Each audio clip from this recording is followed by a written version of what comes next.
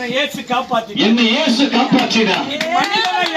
இன்னைக்கு ஒரு மனிதனா இயேசு மாற்றி இருக்கிறார். நிறைய பேர் சொல்லுவாங்க வேலை இல்லைன்னு சொல்லுவாங்க. வேலையே இல்லைன்னு சொல்லுவாங்க. உண்மை அதுதான்.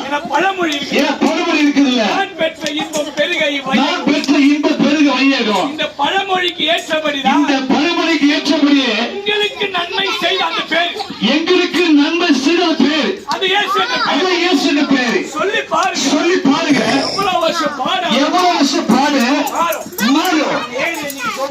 ஏன்னு சொல்ல தெரியுமா? 45 நாள், இன்னும் 45 நாள் புது வருஷத்துக்கு போக போறோம். நீங்க என்ன பண்ணுவீங்க? நாங்க என்ன பண்ணுவோம்?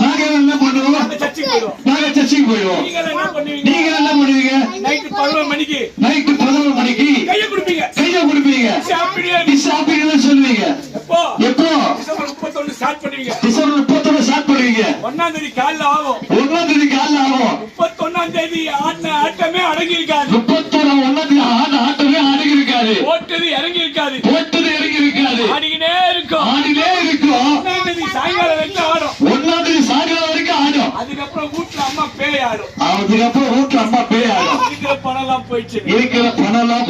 1ஆம் தேதியே உனக்கு ஹாப்பி போயிடுச்சு. 1ஆம் தேதியே ஒரு ஹாப்பி போயிடுச்சு. ஆனா உண்மையான ஹாப்பினஸ் தருகிறவர், ஒரு சந்தோஷத்தை தருகிறவர், பாடுகளை மாற்றிய இயேசுவே. எண்ணி 45 நாள். புது வருஷம் நல்ல வருஷமா இருக்கணும். ஒவ்வொரு வருஷமும் நம்மளும் பிரசங்கம் பண்றோம்.